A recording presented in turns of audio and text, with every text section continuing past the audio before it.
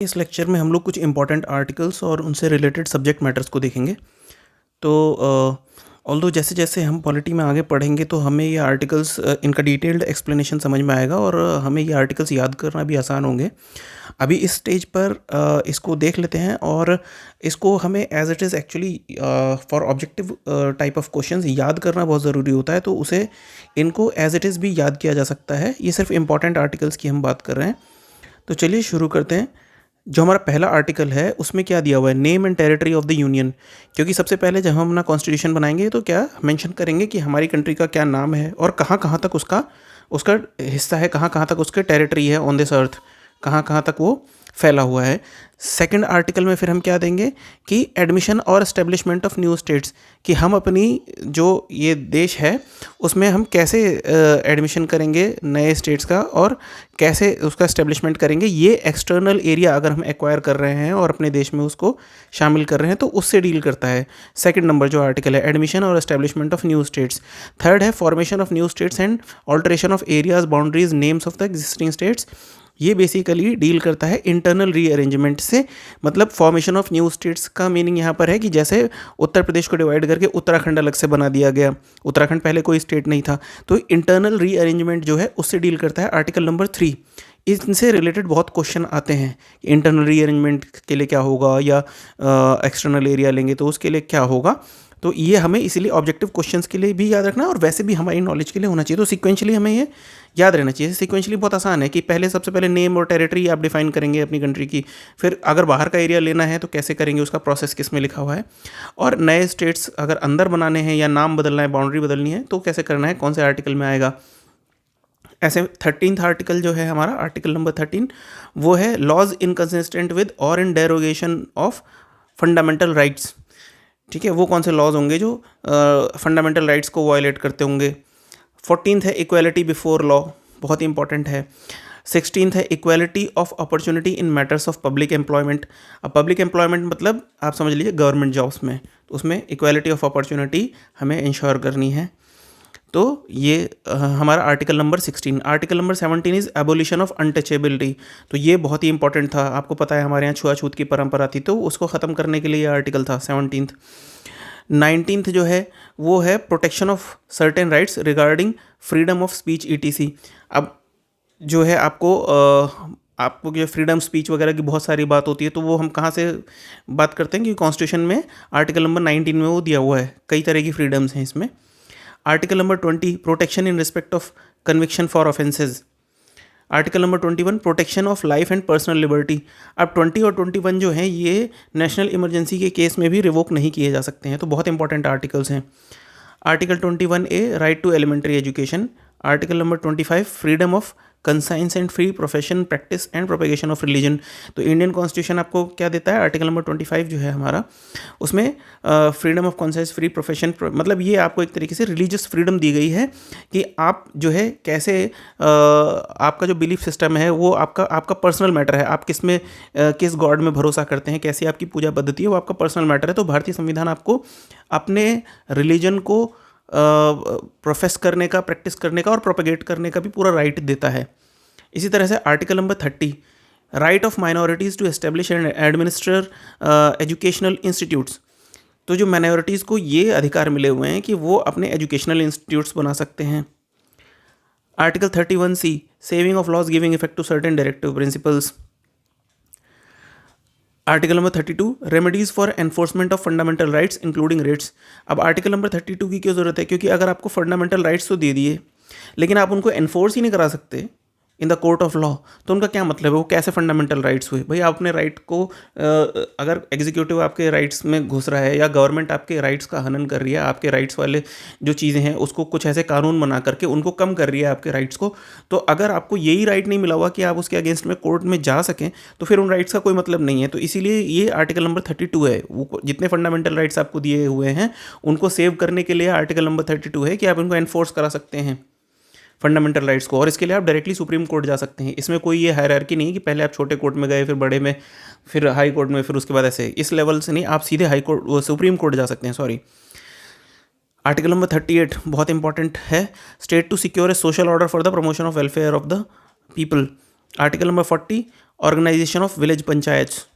Article number 44 जिसकी बहुत चर्चा होती है, uniform civil code for citizens.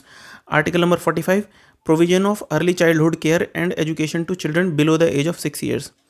इसी तरह से article 46 promotion of educational and economic interest of SC ST and other weaker sections, उनका एजुकेशनल एंड इकोनॉमिक इंटरेस्ट को प्रमोट करने के लिए ये सारे जो हैं प्रमोशन, और ये जो आप देख रहे हैं सोशल वेलफेयर वाले आर्टिकल नंबर 36 to 51 ये हमारे किस में आता है, DPSP directive principles of state policy. ये स्टेट्स को कुछ निर्देश दिए गए हैं कि जब आप अपनी नीतियां बनाएंगे, जब आप पॉलिसीज़ बनाएंगे तो उसमें किन चीज़ों का ध्यान रखेंगे। आर्टिकल नंबर 50 है separation of judiciary from executive. ये सब सलाहें हैं, एक तरीके से सलाह दी हुई है गवर्नमेंट्स को कि आप अपनी नीतियाँ बनाएंगे तो किन चीज़ों का ध्यान आपको रखना है। Article number 51 promotion of international peace and security. 51A हमें पता है कि 51A जो है ये बाद में इंदिरा गांधी के शासन के दौरान जोड़ा गया था जब इमरजेंसी लगी हुई थी। तो इसमें क्या दिया हुआ है, फंडामेंटल ड्यूटीज़ दी हुई हैं, और ये पार्ट 4A में आता है, उसमें एक ही आर्टिकल है 51A फंडामेंटल ड्यूटीज़। फिर हम 72 में आ जाते हैं। 72 से हमारे क्या चालू हो रहा है, अब आप देखेंगे एग्जीक्यूटिव चालू हो रहा है। एग्जीक्यूटिव का नॉमिनल हेड हमारा प्रेसिडेंट होता है, तो इसीलिए उसका पहले दिया हुआ है 72 आर्टिकल में दिया हुआ है power of president to grant pardons ETC and to suspend remit commute sentences in certain cases. मतलब प्रेसिडेंट की पावर दी हुई है कि वो जैसे कई बार क्या होता है, आपने देखा होगा कि जब सुप्रीम कोर्ट भी सजा देता है तो प्रेसिडेंट के पास क्षमादान के लिए याचिका जाती है, पार्डन के लिए। तो वो कई चीज़ों में क्या कर सकता है, वो दंड को स्थगित कर सकता है, उसको माफ़ कर सकता है, उसको छोटा कर सकता है, या उसकी जो नेचर है उसको चेंज कर सकता है। आगे हम डिटेल में चैप्टर पढ़ेंगे तो पूरा एक एक को सस्पेंड रेमिट कम्यूट किस तरह से होता है वो पूरा पढ़ेंगे। फिलहाल आपको सिर्फ आर्टिकल्स याद रखने हैं, ये पूरी लिस्ट याद रखनी है। 74th आर्टिकल है, अब क्योंकि एग्जीक्यूटिव का सबसे जो हेड था वो हो गया, प्रेसिडेंट हो गया, तो अब बाद में कहाँ पर आएगा, फिर prime minister, council of ministers, ये सब आएंगे जो उससे नीचे आते हैं। तो 74 क्या है, council of ministers to aid and advise the prime minister. Prime minister किसके एड एंड एडवाइस पे काम करता है, वो इंडिपेंडेंटली काम नहीं करता, इसीलिए उसे रबर स्टैम्प भी कहा जाता है। वो काउंसिल ऑफ मिनिस्टर्स के एड एंड एडवाइस पर काम करता है। 78 में duties of prime minister as respect to furnishing of information to the president ETC। Article number 78 में क्या दिया हुआ है, प्रधानमंत्री की ड्यूटीज़ दी हुई है कि भैया जैसे कि प्रेसिडेंट को इन्फॉर्मेशन फर्निश करना कि क्या चल रहा है, क्या डिसीजन लेने वाले हैं हम कैबिनेट के हिसाब से आगे, तो वो सारी चीज़ें हैं। ऑल्दो आपने देखा होगा कि हमारे देश में ऐसा भी हो चुका है कि इमरजेंसी लगाने के बाद में राष्ट्रपति को बताया गया कि भैया आप इस पर साइन कर दो, इंदिरा गांधी के समय में, क्योंकि बेसिकली उसके पास ज़्यादा पावर्स नहीं है, जो इलेक्टेड लोग हैं उनके पास ही ज़्यादा पावर्स हैं। इसी तरह से अब हम आ जाते हैं article number 110 definition of money bills, कि मनी बिल्स कौन से होंगे उनकी डेफिनेशन है, क्योंकि मनी बिल्स के लेकर के अलग से प्रोसीजर हैं, तो इसीलिए इसकी डेफिनेशन मनी बिल्स कौन से होंगे वो 110 में दिया हुआ है आर्टिकल नंबर, और 112 ये दोनों बहुत इंपॉर्टेंट हैं। 110 मनी बिल्स और 112 बजट। बजट का एक्चुअल नाम बजट नहीं है, it is annual financial statement. Article 123 power of president to promulgate ordinances during recess of parliament. आपको पता है कि जब पार्लियामेंट नहीं चल रही होती है और सरकार को कोई कानून लाने की ज़रूरत होती है तो वो राष्ट्रपति के द्वारा अध्यादेश लाते हैं, तो वो अध्यादेश ही ऑर्डिनेंस होता है। और वो लाने की क्यों ज़रूरत पड़ती है, क्योंकि अभी पार्लियामेंट चल नहीं रही है, कोई नया लॉ पास नहीं कराया जा सकता जब तक पार्लियामेंट नहीं चल रही हो, तो ये एक टेम्परेरी लॉ होता है। इसके बाद में article 143 power of president to consult supreme court. Article number 155 appointment of governor, उसका प्रोसीजर है। Article 161 power of governor to grant pardons ETC and to suspend remit और commute sentences in certain cases. जैसा कि हमने ऊपर देखा था कि आर्टिकल नंबर 72 में जो प्रेसिडेंट की पावर्स थी, लगभग स्टेट लेवल पर वही सारी पावर्स क्या है, गवर्नर के पास है 161 में। जो 72 में राष्ट्रपति के पास थी वही 161 में गवर्नर के पास है। 163 में अब जैसे ऊपर जब हमने देखा था 72 के बाद में क्या चल रहा था, सबसे पहले एग्जीक्यूटिव का हेड आया था, इंडिया के लेवल पे एग्जीक्यूटिव का हेड प्रेसिडेंट था, फिर उसके बाद काउंसिल ऑफ मिनिस्टर्स आया था। ऐसे यहाँ पर पहले गवर्नर आएगा स्टेट के लेवल पे 161 में, फिर 163 में क्या आ जाएगा, council of ministers to aid and advise the governor. जैसे वहाँ राष्ट्रपति को एड एंड एडवाइस करने के लिए काउंसिल ऑफ मिनिस्टर्स है सेंट्रल लेवल पर, ऐसे यहाँ पर स्टेट लेवल पर भी काउंसिल ऑफ मिनिस्टर्स है to aid and advise governor. Article number 167 है duties of chief minister with regard to the furnishing of information to the governor ETC। Same वैसे ही जैसे PM के केस में था, furnishing of information to president ETC। Article number 169 है abolition creation of legislative council in states. हमें ये पता है कि जो स्टेट लेवल पे अपर हाउस होता है, जैसे कि हमारा सेंट्रल लेवल पर राज्यसभा होती है, वैसे स्टेट लेवल पर हमारे पास में लेजिस्लेटिव काउंसिल होती है। लेकिन स्टेट लेवल पर क्या किया जा सकता है, उसको अबॉलिश भी किया जा सकता है और उसको क्रिएट भी किया जा सकता है। तो ये अबोलिशन और क्रिएशन का मेथड दिया हुआ है स्टेट्स में, लेकिन ये सेंटर में नहीं किया जा सकता। सेंटर में राज्यसभा को भंग नहीं किया जा सकता है, या उसको जब भंग ही नहीं किया जा सकता तो उसको क्रिएट क्या करेंगे। लेकिन स्टेट लेवल पर आप अपर हाउस को अबॉलिश भी कर सकते हैं और क्रिएट भी कर सकते हैं। Article number 200 assent to bills by governor including reservation for president. Article number 200 में दिया हुआ है कि जब बिल्स गवर्नर के पास जाएंगे तो उसके पास क्या क्या ऑप्शंस हैं कि उसको वो हाँ करता है, रिजर्व कर लेता है प्रेसिडेंट के लिए। तो ये काफ़ी इंपॉर्टेंट है कि भाई विधानसभा ने पास करके गवर्नर के पास भेज दिया तो अब वो क्या क्या कर सकता है। आर्टिकल नंबर 213 है power of governor to promulgate ordinances during recess of the state legislature. Same जैसे प्रेसिडेंट वहाँ पर ऑर्डिनेंसेस पास करता था during the recess of the legislature, ऐसे ही स्टेट लेवल पर गवर्नर भी जब आपकी विधानसभा नहीं चल रही है तो उस दौरान क्या है, अगर राज्य सरकार को कानून की जरूरत पड़ती है तो अध्यादेश के जरिए वो कानून ला सकती है। Article number 226 very very important, power of high courts to issue certain writs. Article number 239 A special provisions with respect to Delhi. Article 249 power of parliament to legislate with respect to a matter in the state list in national interest. Article number 249 क्यों important हो जाता है, क्योंकि parliament के पास ये भी power है कि अगर नेशनल इंटरेस्ट में वो चाहे तो किसी स्टेट लिस्ट में गिवन सब्जेक्ट पर भी लेजिस्लेट कर सकती है। Article number 262 adjudication of disputes relating to waters of interstate rivers और रिवर वैलीज। ये भी बहुत इंपॉर्टेंट है क्योंकि हमें देखते हैं कि डिफरेंट स्टेट्स के बीच में रिवर के जो वाटर डिस्ट्रीब्यूशन को लेकर के प्रॉब्लम्स चलती रहती हैं, तो उसके बारे में जो प्रोसीजर है वो आर्टिकल नंबर 262 में दे रखा है। Article 263 provisions with respect to an interstate council.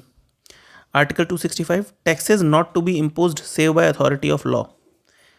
Article 275 grants from the union to the certain states. Article 280 this is very important, finance commission. Article 300 suits and proceedings. Article 300A persons not to be deprived of property save by authority of law, right to property. ये जो article 300A है part 12 में constitution के, ये पहले एक fundamental right था, पर फंडामेंटल राइट से हटा करके इसको यहाँ पर ला दिया गया है, तो एक लीगल राइट बना दिया गया है इसको। बेसिकली फंडामेंटल राइट नहीं बनाया गया है, मतलब फंडामेंटल राइट था वहाँ से हटा करके यहाँ पे लाया गया है। क्योंकि एबोलिशन ऑफ जमींदारी वगैरह में क्या होता था कि फंडामेंटल राइट्स के अगेंस्ट फिर क्या होता कि बहुत सारे कोर्ट में मामले जाते, तो वो चीज़ से बचाने के लिए ये किया गया था।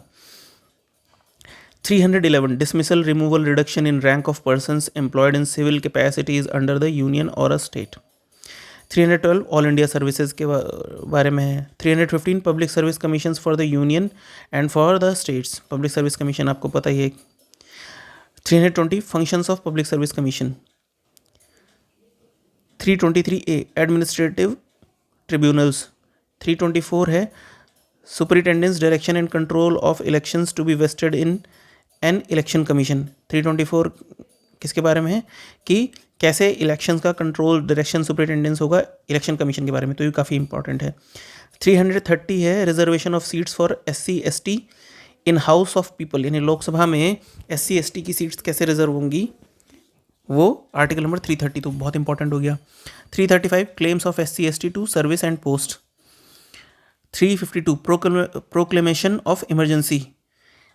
आर्टिकल 352 है कि इमरजेंसी कैसे प्रोक्लेम होगी, नेशनल इमरजेंसी जो होती है हमारी, जो इंदिरा गांधी ने लगाई थी 1975 में। आर्टिकल 356 में दिया हुआ है provision in case of failure of constitutional machinery in state, president rule जिसे हम राष्ट्रपति शासन भी कहते हैं, वो आर्टिकल 356 है कि अगर स्टेट में जो स्टेट गवर्नमेंट है वो कॉन्स्टिट्यूशन के हिसाब से काम नहीं कर पा रही है तो फिर वहाँ पर क्या लगाया जाएगा, वहाँ पर आर्टिकल 356 के तहत जो है स्टेट इमरजेंसी लगाई जाएगी।